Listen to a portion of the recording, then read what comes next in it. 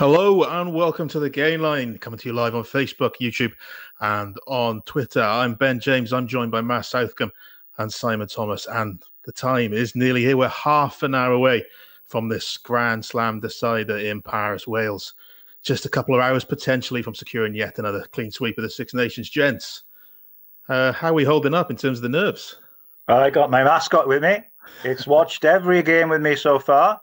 I think I might have been feeding it a bit too much. It's got a bit bigger as the tournaments go on. So it's up there.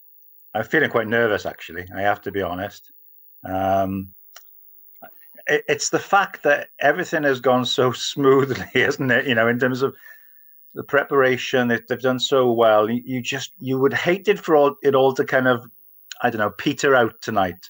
I think above all, you just really want Wales to stay in this fight because it's a French team that, you know, has the ability to score quickly and score often if they go on a roll. So above all, whatever the outcome, I just really want to see Wales do what Pivac's talked about, isn't he? You know, end the championship, having progressed and got better and better. And it'd be fantastic if they delivered the best performance yet. Whether that's enough to win the game against a really good French side, only time will tell. I mean, players always talk about these 8 o'clock kickoffs in France, 9 o'clock local time, being an absolute nightmare for players because you don't know how to prepare during the day. It's possibly worse for fans and pundits. I mean, you've got a lot more time to sort of rest on your laurels and think about the prediction that you made earlier in the week. It's not a nice one, is it, Southcombe?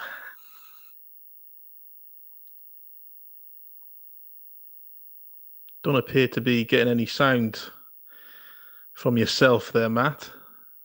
Come back to me for a sec. We'll quickly let him sort out his technical issues. Yeah, as I was saying, though, you know, it's a long day.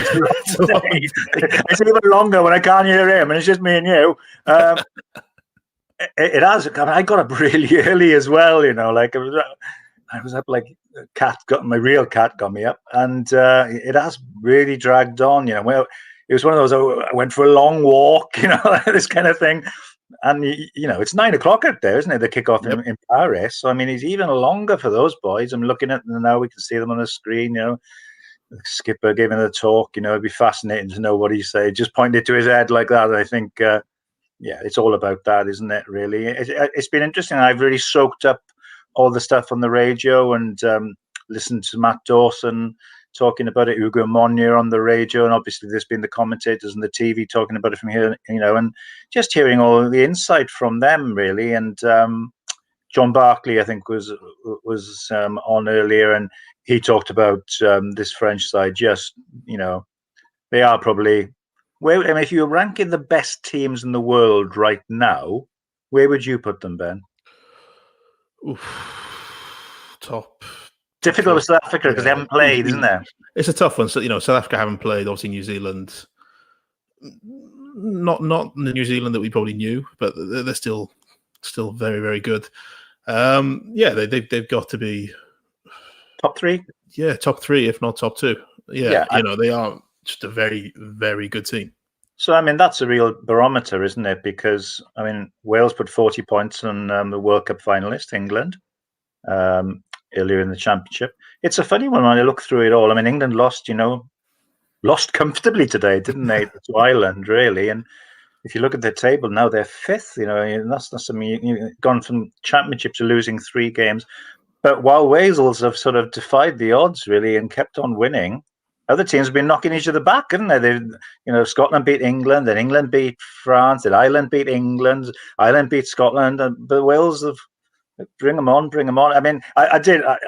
You know, you never like to sort of, you never like to sort of mock the afflicted. But it was quite interesting when I was seeing people today talking about the fact that England have lost to Scotland, Ireland, and Wales, and asking what the opposite of a triple crown is. And got a comment right here. Triple frown was the one I saw, which is quite a good one, I thought.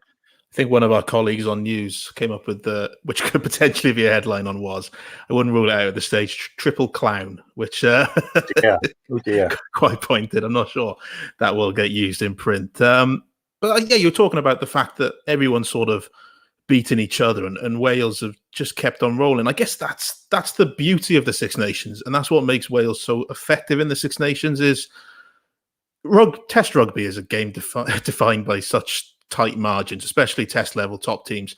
There's cigarette paper between the top 5-6 teams in World Rugby. So Six Nations, you do tend to get these results that swing. But Wales, in the last 10 years, they've just discovered a knack of, when they get on a roll, they always are on the right side of those margins.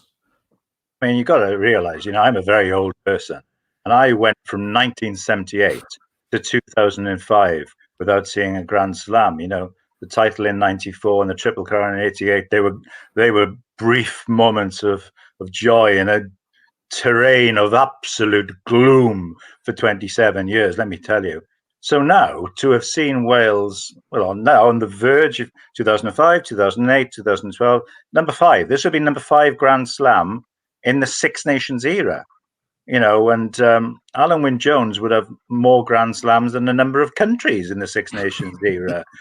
You don't want to get carried away, because I come back to it again. They're playing against a really, really good side. But I think the great thing for me is they've improved, Ben, haven't they? They've improved during the championship. You go back to the Ireland game, and if Omani hadn't got sent off, it would have been a struggle. Ireland has shown today they're a very good side, and they gave France a hard game, tested them. And Wales didn't really play that well for a lot of that Ireland game. In particular, the Achilles heel from the autumn still hadn't been resolved. The line-out was still very ropey, wasn't it? But what they've done is they've gradually improved through the tournament, probably produced their best rugby. I don't know if Matt's back on, if you'd agree. Probably the last 20 minutes against England has been the high point of the championship so far.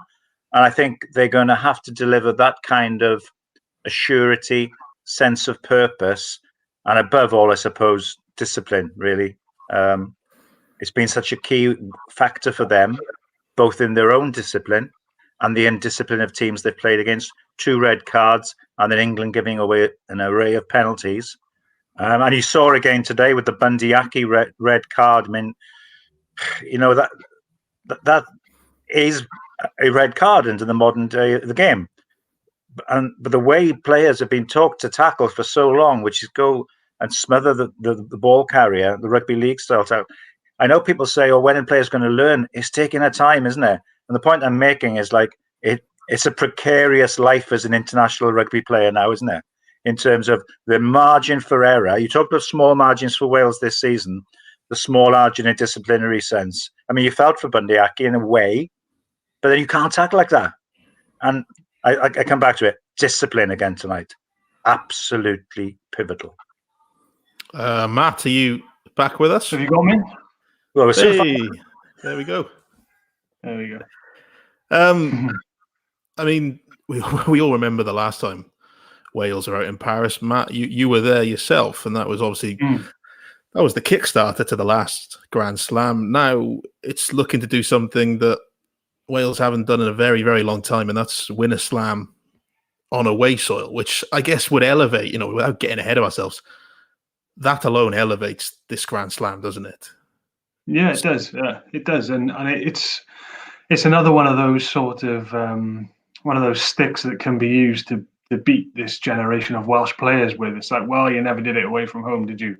There always seems to be something, some sort of caveat that people or critics can use. So, if they don't win again, if they don't win tonight, then that is something that will be leveled at them. Well, you couldn't do it away from home. So, I think the fact that there are no fans in the place is going to help. Obviously, that does remove home advantage to a certain degree. Although, listening to a podcast with James Hook this week, obviously he played a lot of his rugby in France.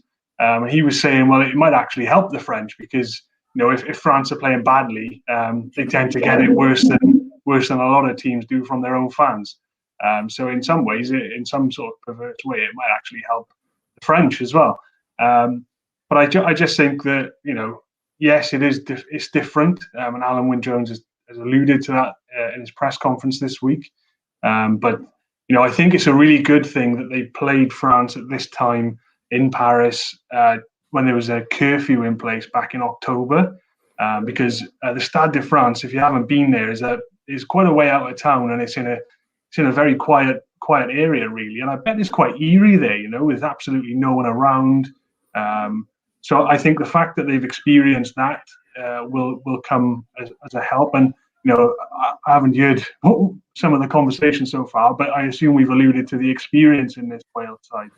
You know, over 900 caps.